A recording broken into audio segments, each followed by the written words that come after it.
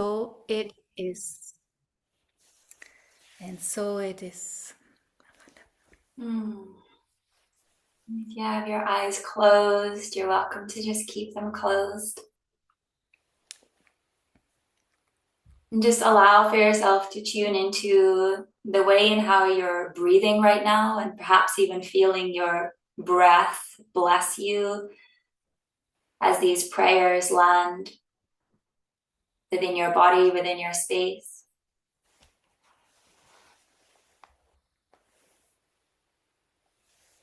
And bring your awareness ever so gently to your heart space.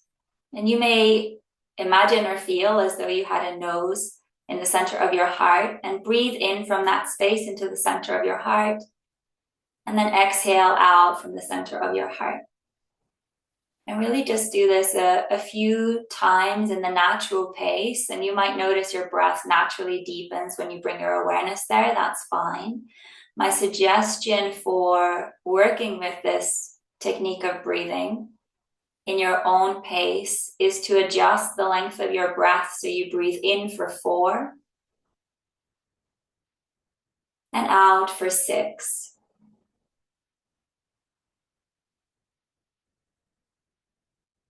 In 4 and out 6. Just counting silently in the back of your mind.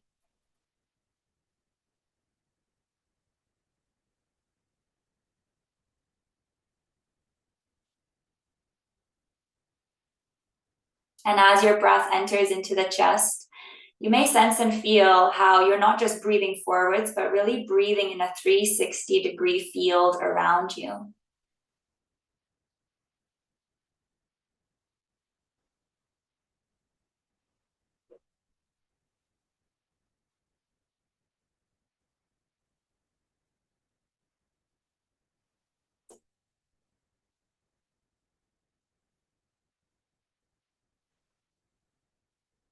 And just for a few more rounds, allowing yourself to be deeper brought with your presence to fully land within your personal field and within this collective field, whether you are alive or on the replay.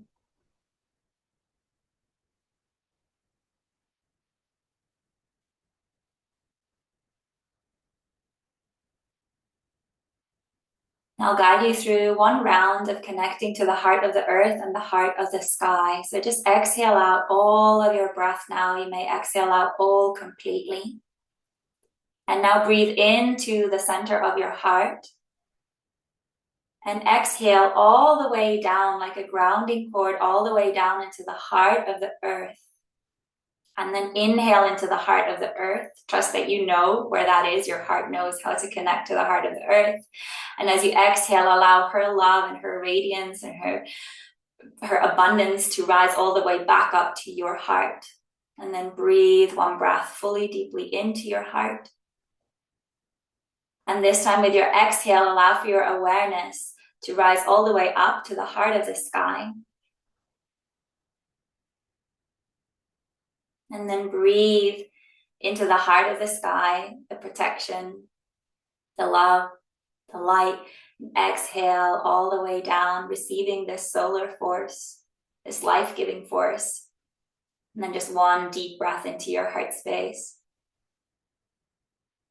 And you may exhale out through your nose or your mouth.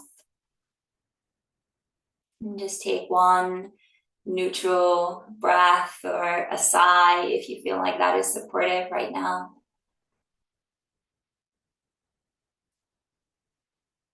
Just allowing your breath to settle. Notice how you feel after just shifting your awareness with your breath, after allowing for prayer to land.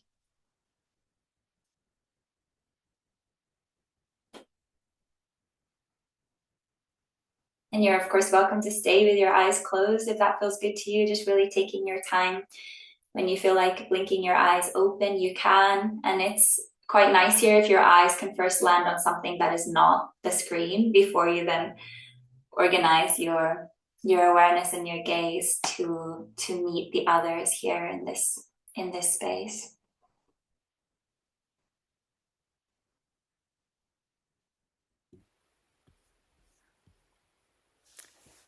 Welcome back. Thank you, Amanda. So, I wanted to talk a little bit about um, being different. Who here feels that they are different, a little bit like the odd one out? I think all of us. Yeah, yeah. It's a good guess. And good news. We didn't come here to fit in, right? We came here to be different. And now and slowly, that might be a little bit easier to navigate. But probably at some point, when we are younger and we felt like we are triggering others or we don't quite fit into societal norms, or even our parents and friends, they think a little bit differently to us. It probably was very unsettling and challenging. So I feel like most people have had maybe the same experience as well. And, we would have probably developed some strategies to fit in, to dim our light, to not be so eccentric, to not have such crazy ideas, and then probably have kind of created some belief systems that still lead today to us not fully daring to express ourselves or to be ourselves. And I would like to talk about the challenges of the ones that are a little bit different, but really wanting to start with what are the gifts, because of course we can focus on what is difficult and we will also talk about it. But sometimes you will also see that what is a challenge is actually also a gift, it kind of, there are parallels.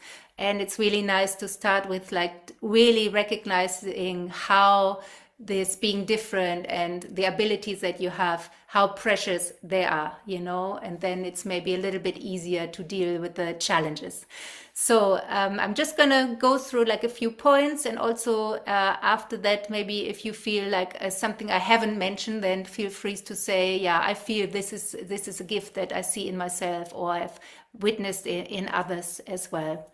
So I've written here gifts of interplanetary, multidimensional souls, but also whatever fits here for you. Just, don't get too hung up on the terms.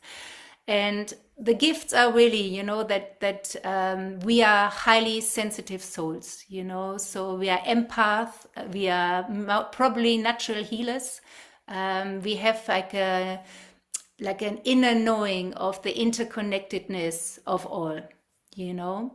There are probably psychic abilities coming through. I don't know if some of you suddenly you feel like, ooh, I knew that before, or like a clairaudience, clairvoyance, etc., clairsentience. So you have some gifts that come online, or probably you had them already when you were a child and shut them down for a moment because it wasn't kind of appreciated or not understood. So often, one of my teachers would say at the age of 4, many of us got our magic shut down, and so slowly, hopefully, we feel safe enough to actually discover, explore like mediumship, etc.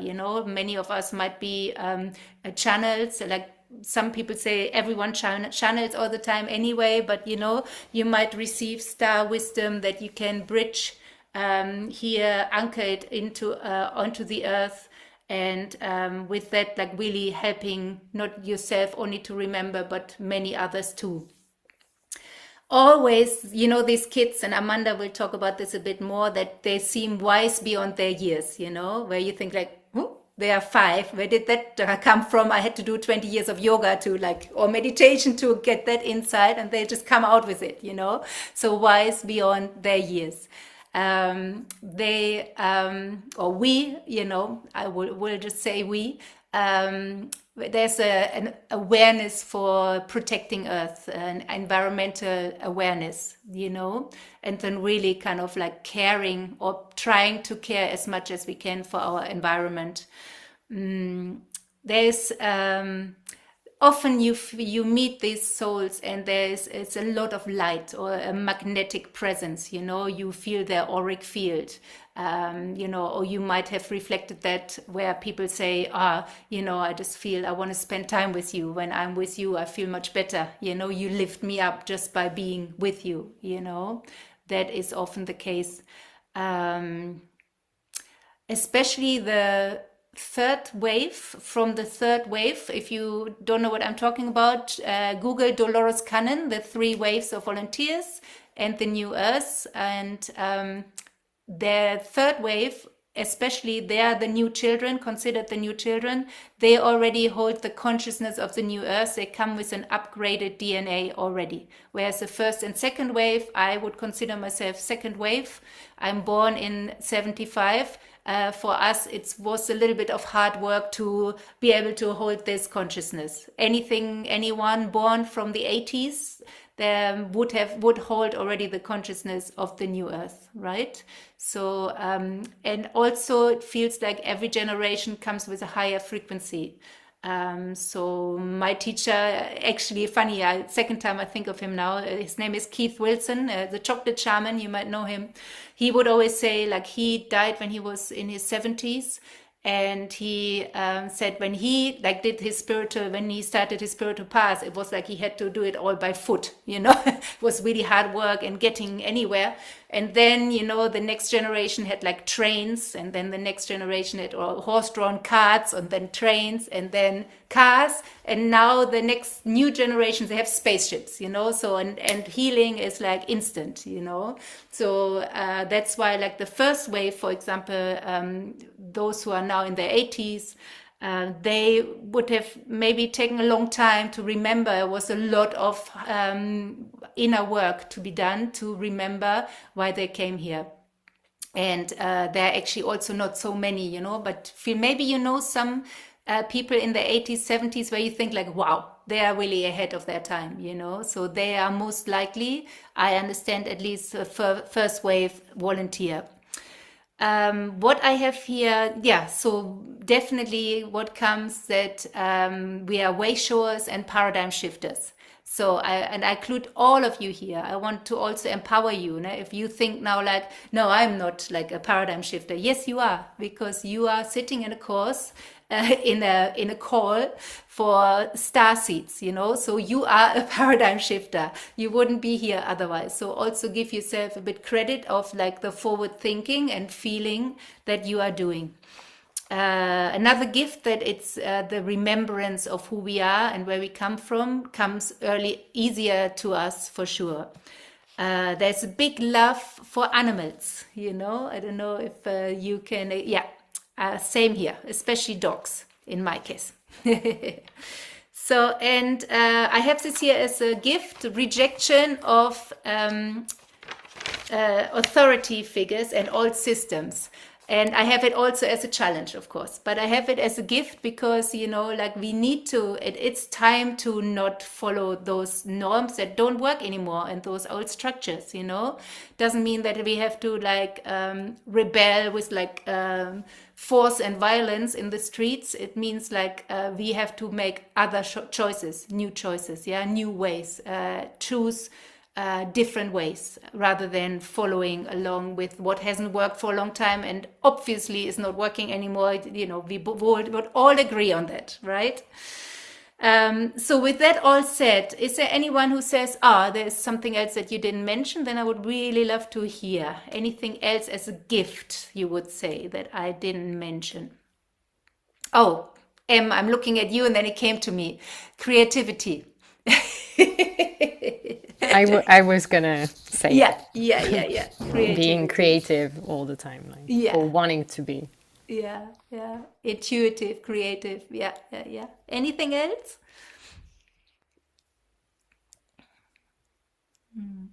Okay, if you think of something, can let us know later as well. So we're coming to the challenges. Not so much fun, but also because, you know, it always will help to go a little bit deeper to transform more and hold like a higher frequency even. When we have time one day, I will tell you about my biggest challenge in life, and that almost killed me, but also in the end, always well. So challenges. You might have heard of the cosmic birth trauma. Won't elaborate on it, but you maybe make a note if you haven't heard and it's like now, oh, cosmic birth trauma, that sounds interesting. I feel that everyone holds this trauma still. But for starseed souls or volunteer souls, light worker souls, it might be even more present in a way, because we also remember source. We might not have had so many lifetimes before we came here and are in this lifetime now. So this trauma of separation, which is not, but it feels that way, right? Is a separation from oneness, from source, because there's this individuality suddenly that we experience ourselves as an individual suddenly, and that can cause this birth trauma, which in our soul group I feel is probably even a little stronger.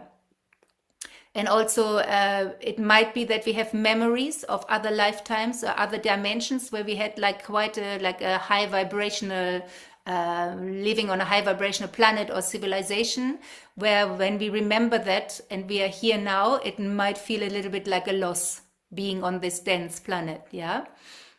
Always remembering that on arrival, we will have forgotten our mission. So that's why it's all a bit of a challenge. It's called ignorance is a universal law. There might be very, very few that remember, but most who arrive here forget where they are from, and why they are here. There's a feelings of, like I mentioned it before, not belonging. Funnily enough, alienation always makes me laugh. Is this word. Perfect. So not belonging, feeling the odd one out, feeling misunderstood. And with that, of course, comes loneliness often, that who feels that loneliness? Yeah.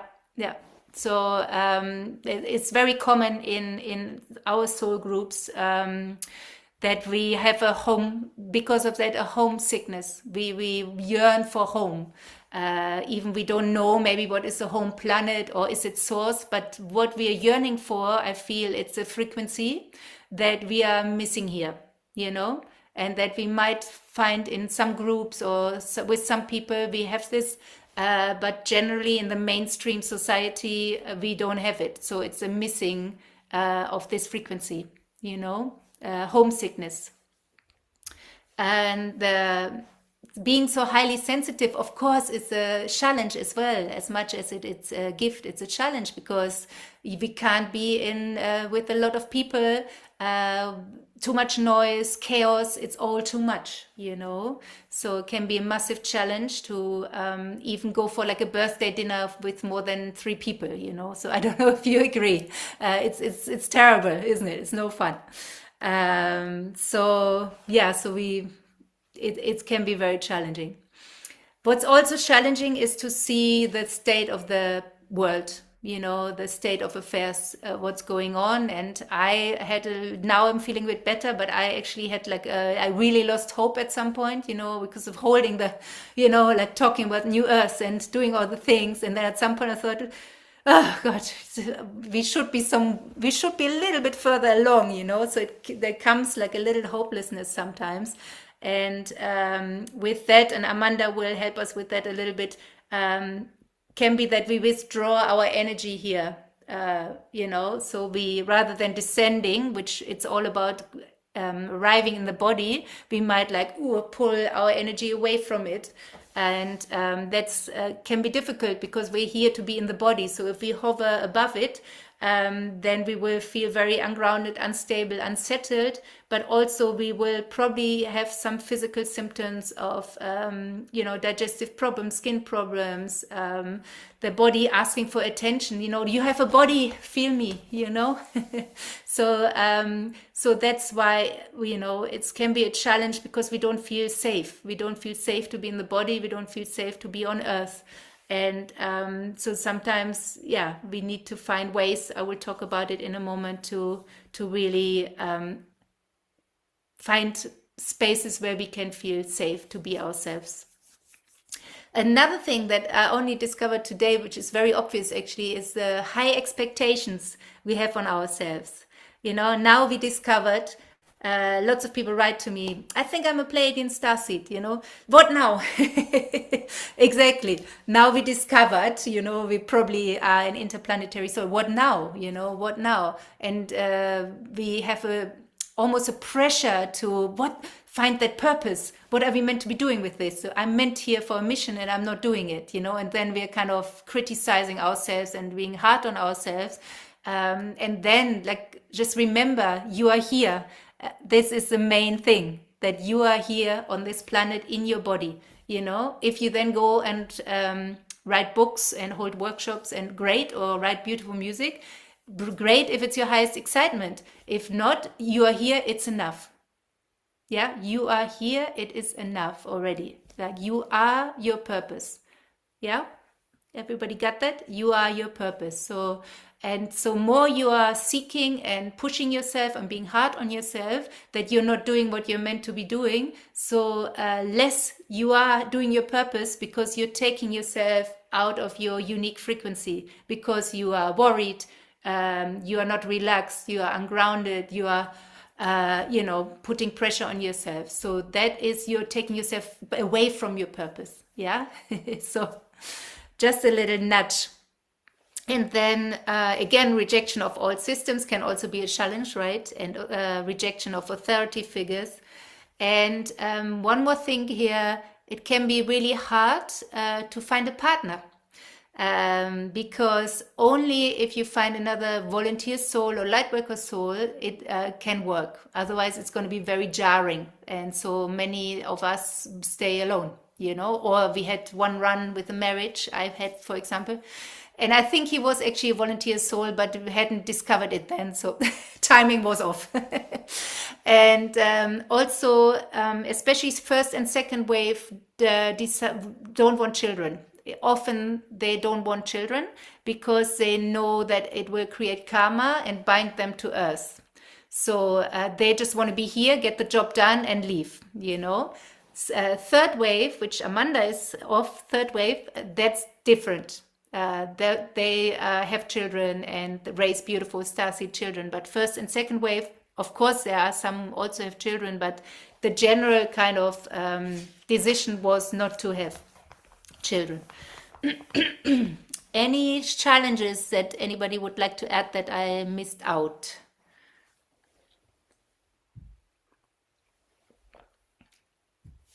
Is it too much information, or it's okay? It's okay.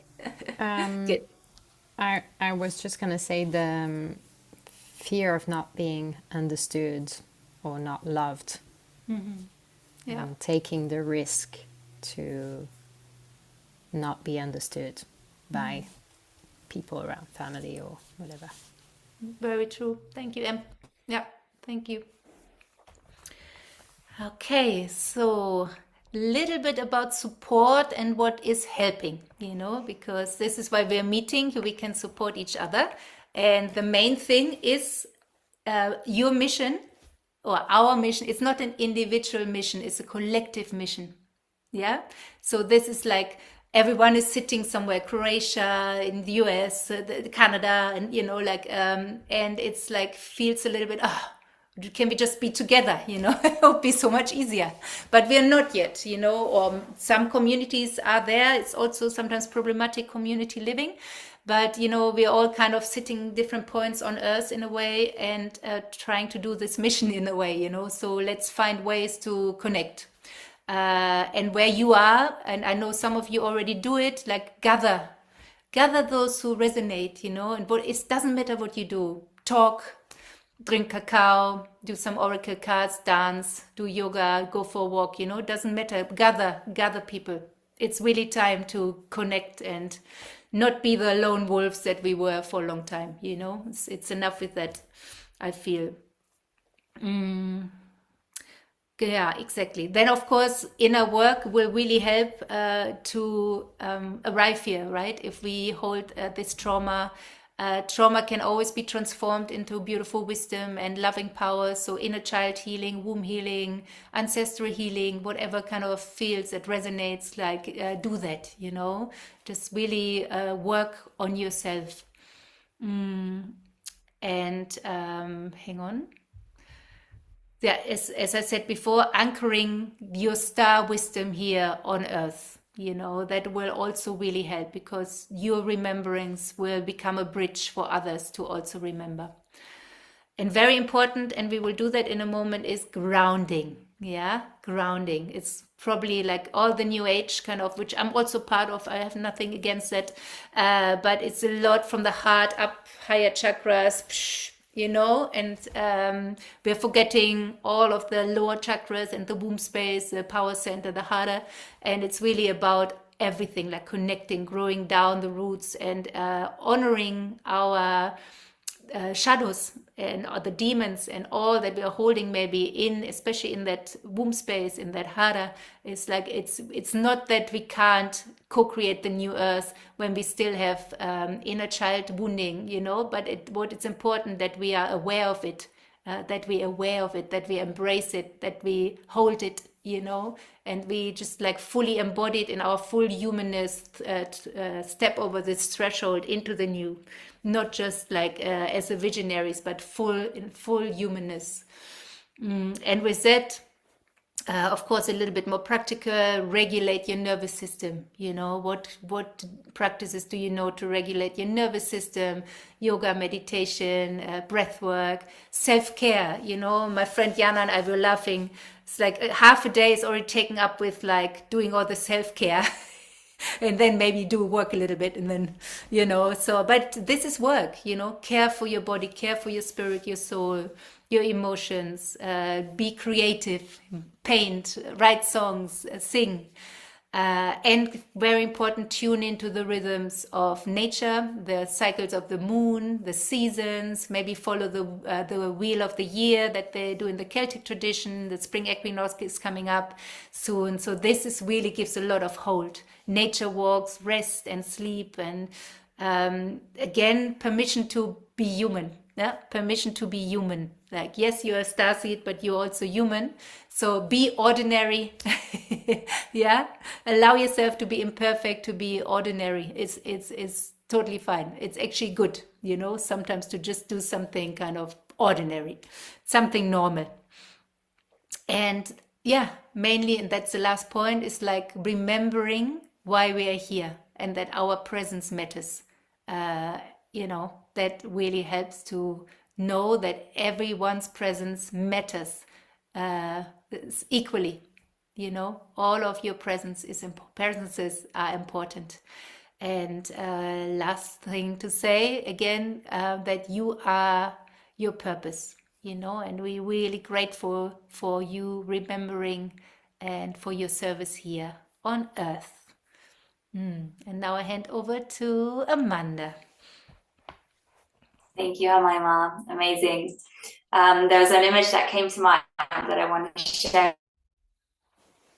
with you all, because I saw this morning. So we're in the UK as well, and we went out driving, and we were driving past all of these fields.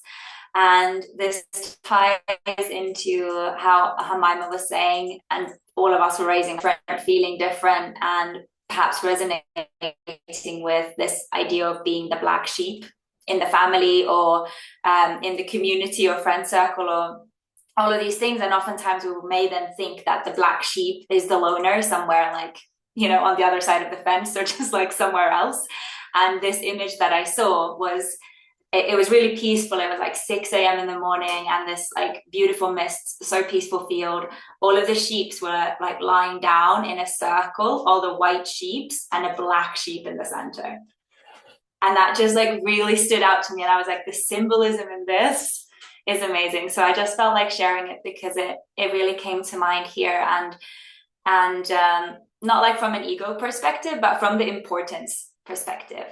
And in terms of this idea of mission, right? And then when we connect it to a star mission, but also like that is also the Earth's mission. And this is what I'm here to also kind of bridge into now by bringing in the new children, and pretty much everything that Jemima said in terms of being a challenge for us is like for the new children, that's like times 10.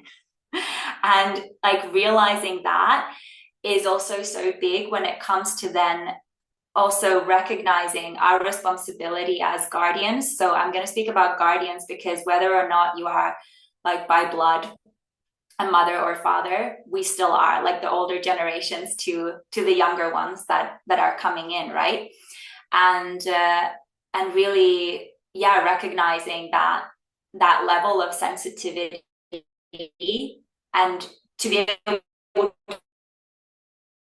to know that there's gifts linked to, ideally we don't want them to develop all the coping mechanisms that, let's say, we have, and that we then spent or are spending years kind of unwinding from in this remembrance. So really, when it comes to the struggles that they may have in terms of, just like a generalization, I'll just name really shortly, overwhelm, like sensory overwhelm, emotional overwhelm. And this can be from absorbing people's emotions, like that kind of openness, because they don't just see the world through their eyes, they really feel it. So we have this saying, right, that children are like sponges, and some more than others, right? But also what's important with the sponge is to wring it out. And this is what children don't like, let's say naturally, so to say, know how to do. They do, but we condition them not to. So it's this like unconditioning for us as well, to let them, you know, move in this unwringing process. And it also requires us to be grounded as well, to kind of hold space for that, really. They may often feel misunderstood, dismissed, feel difficulty in rigid systems, which is also what Jemima said. And then it's like, yeah, times 5 or times 10, have sleep sensitivities, like vivid dreams, night fears, these kind of things. And that's also like a part of processing, right? So we may often think that when we incarnate, we come out of the womb and we're incarnated and we're like here, but the incarnation process of the soul takes many years after our physical bodies are here. And then recognizing that with our children, and what often happens is, because of the various structures that are, you know, here, is that it prevents the full incarnation process. And that is something that I feel Jemima was touching on as well. Like that's a struggle for many of us, because we know and we feel that things could be different. Like we have that imprint alive in us.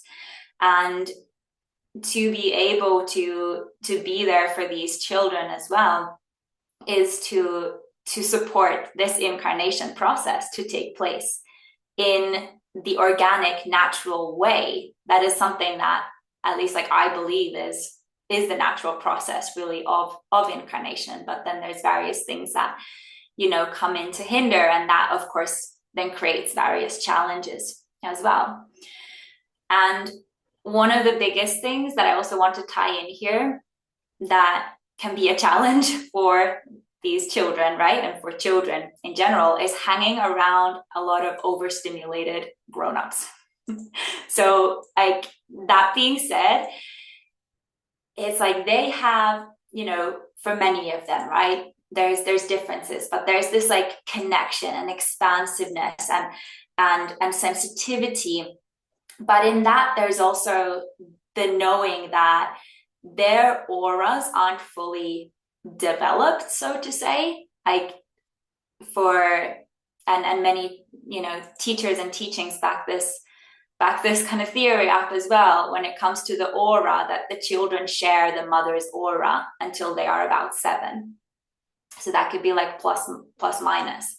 And that of course speaks to quite the responsibility of motherhood. And it brings us into the conversation of how a mother is supported, etc., where I won't go today. But that's like a big thing. And what is less spoken of, but also connected to this conversation, is that when children are born, they don't have energetic roots that tie them yet to this physical plane. So they are sharing the auric field with a guardian of theirs, and they are also depending on guardians' roots. And for most, this will be the mother and that bond. So sharing the roots basically with mother and energy field. So this is something that develops over time, and I'm seeing this now with my 3-year-old, kind of like tiny sprouts kind of going down. And there was like, he was my eye-opener for this, because I realized he doesn't have roots. What's going on? And then I was like, oh, it's my roots. Like, that is how it's working. And now I'm seeing that process, and I'm like, this is going to take many years. And what can I do? I'm not here to grow his roots. I can only focus on, me, right? And that is also something that I want to share. A quite simple technique. It's a yogic technique, and I'll get there very soon. A grounding technique that can support us in creating these roots, because that is then also how we support, anybody really that's around us. And then especially as well for the children that don't yet have this. And that's nothing that's wrong. That's just like how it is. And I'm really, really grateful to kind of know this as well, and be able to see this from that perspective, because it also gives me something that I know that I can do for myself, that also then indirectly and directly supports my child. And again, like, regardless of if we have children or not, the children still like don't have that connection in a way yet to Holy Mother, to Holy Father, to the divine feminine, the divine masculine, even though it's like there is an innate memory. But everything that Jemima said about this like spell of amnesia that we all go through, that is something that is like removed. And so what becomes the archetype of that in the beginning will be the parents, the guardians that are there. And again, it's like, there's responsibilities of the previous waves to be these representations that can hold that sense of steadiness, so that they can bloom with their gifts, ideally as much as possible, without thinking they need to paint themselves different or like, not shine in their unique ways. And then also for us to care for ourselves and really recognize how important that is. So that's really, what I kind of wanted to highlight with what I'm sharing now, and for us to connect to the organic part of the world, which is something that you might resonate with as well, of having had this kind of confusion around not feeling like belonging here, and feeling, well, there's so much wrong with the world, and it's so hard in the world, and this earth is like, what is happening, and all of those things. But being able for us to kind of separate what is the organic earth and what is then all these overlays and all this stuff that is the actual stuff that we struggle with. And for us to be able to anchor deeper into the organic earth supports both ourselves and then also the children in doing so deeper. So plugging into this organic field of creation. How does that sound? Good. All right. So if you would like to, I'll share with you all a technique. It's a yogic technique. It's called a kriya. So it allows for our mind to move in a certain direction, so that our energy field also reorganizes in that way. And there's one contraindication for this, and that is if you're pregnant. So if that is the case, then I would just suggest for this time that you zone out my voice, and then you can go back to that technique that we did in the beginning of breathing in for 4 and then exhaling for 6 in and out of the heart.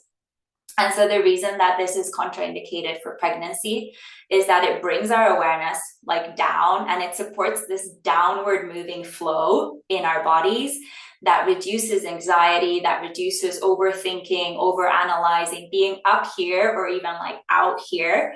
And really it brings us home into our bodies and down. And this also supports, like Jemima said, these things that we may experience, like skin, like inflammation. It's like that energy that wants to like move out, and also any digestive stuff. So it's really supporting for that. to allow for the energy to move down. It can help to also release physical toxins and emotional, mental toxins. So if there's like overload of taking in a lot of stuff that, you know, we then feel like ourselves as well, we need to wring out our own sponge. So that is the aim and the purpose for this practice. And all you need to do is to sit in a comfortable position. So if you feel like you've started to kind of slouch down into a comfy, sleepy position, you are invited to shift into a bit more of an upright seat. And then allow for your shoulders to roll back, and you're welcome to let your eyes blink closed as well if that feels good for you. And if you don't feel good to close your eyes right now, you can also have them open, but in that case, I'd suggest you gaze softly into a point that is not the screen. And then I welcome you to take one slightly deeper breath so you can breathe deeply in, and then exhale out with a sigh. And allow that sigh to just decompress anything and everything that is moving through you. Let's just do one more of those.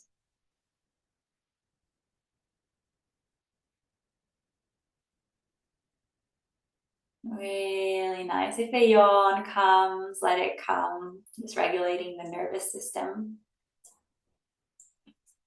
And then start to bring your awareness into the center of your brain or around your whole brain, just into the region of your head.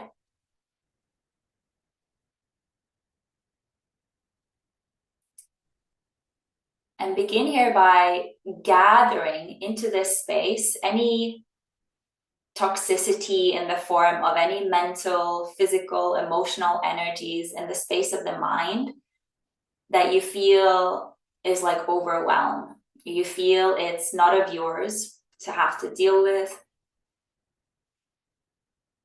Anything that feels like it's too much. Anything you wish to release, really.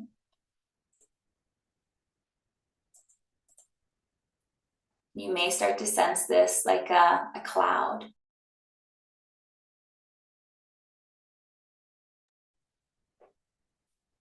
Like a cloud that's forming here. And you may deepen your breath just slightly for this, at least in the beginning, for the first few rounds. So on your next inhale, when you're ready, with your awareness, you'll draw this energy all the way down now through the central line of your body, all the way down to your pelvic floor.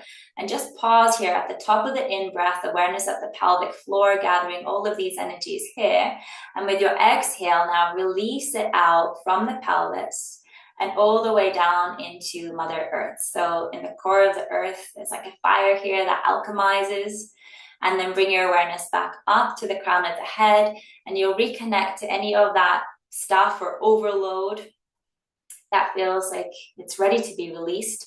And follow this kind of way of breathing at your own pace. So with every inhale, you'll connect back here at the top of the inhale, draw your breath and your awareness down with your in-breath.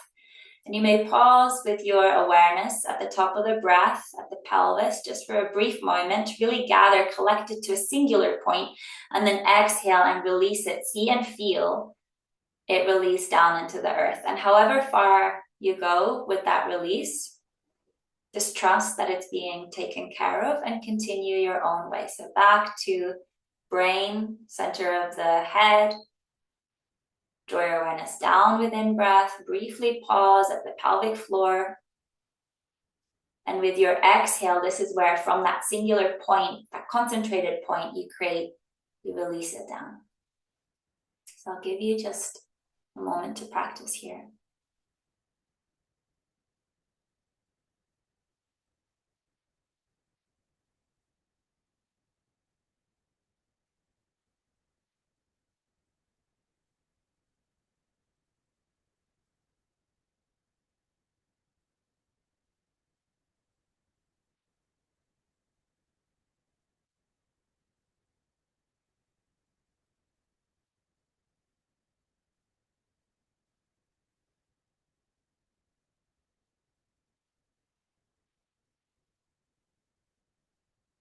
any overreactivity, any fears that are running your life, any insecurities or unsureness of where you stand, or issues with the physical process of releasing or emotional process of releasing, suppressed negative emotions.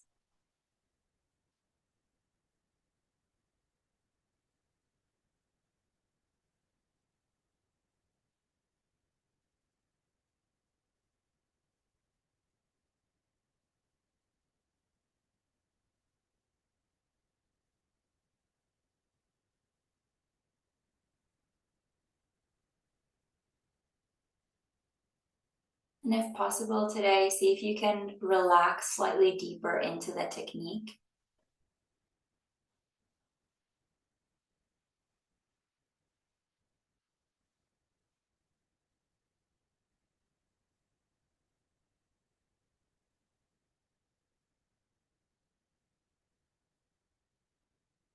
And in general, this practice can be done until you feel like you feel complete, you feel some form of a shift.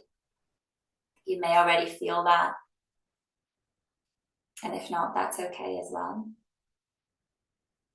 And so my invitation for you for today for this practice will be, after your next exhale down, to just allow for your breath to settle into its natural shape and form.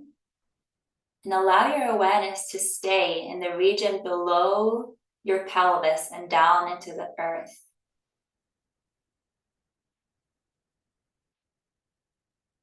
As though you're just examining this part of you that is also a part of you, although not physical, but still energetical. Your energetic root systems. So just take a moment to notice what that feeling is there. Does it feel frazzled? Does it feel scattered? Does it feel like the roots go really far and sturdy and deep down, or does it feel a bit fragile? So just notice what it is like in this moment, knowing this can change also day to day, so there's no need to get into a big story about it. Just take note.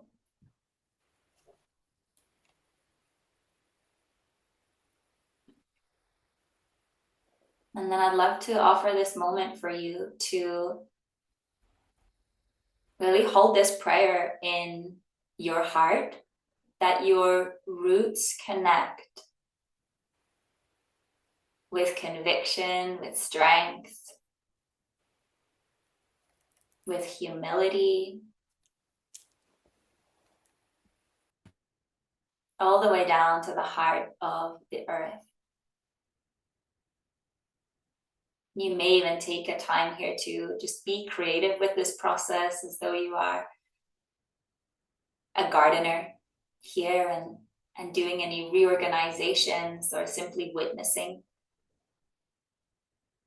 You're simply holding this prayer in your heart.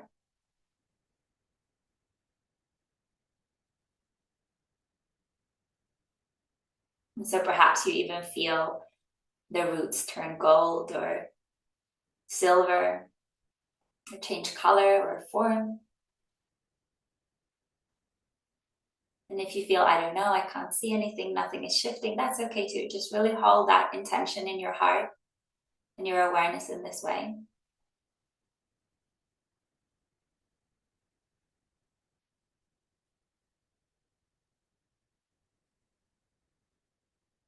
And you might even feel sometimes in this practice that actually when your roots reorganize, you might feel like an energetic shift or click in your body. You might feel your spine physically shift in some way.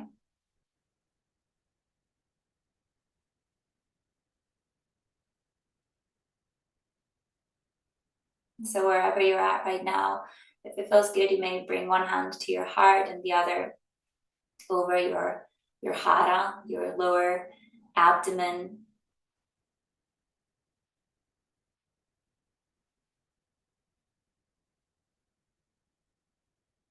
Just allow for your awareness to naturally reorganize up into this part of your body, this part of your physical body now as your hands touch here as well.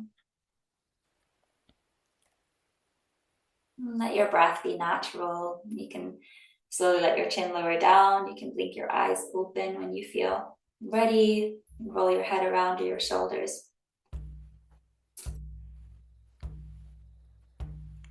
May you know in your bones that this earth is your home. May you feel in your soul you are worthy and whole. May you know in your bones that this earth is your home. May you feel that you belong.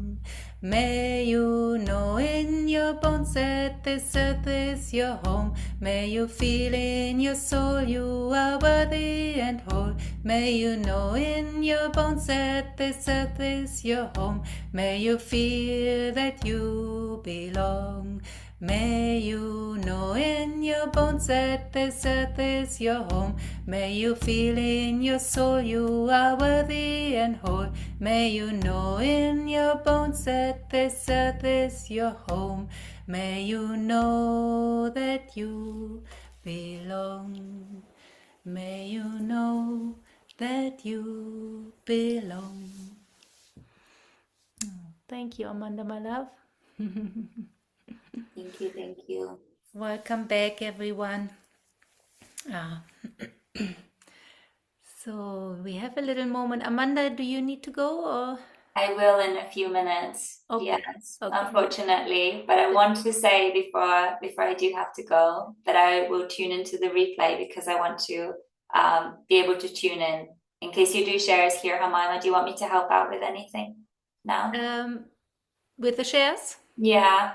Or how do you feel? You do breakout rooms or they can... No, I think it's okay. Yeah, okay. Yeah. Yeah. I'll tune in to the replay afterwards. So Okay, thank my you so love. much for Yeah, sharing should the I space. stop the recording or shall we edit it later? Oh yeah, maybe you can also stop the recording and then let this be the space. Yeah. Okay. Yeah. Perfect. Thank you, And Amanda. everybody can be.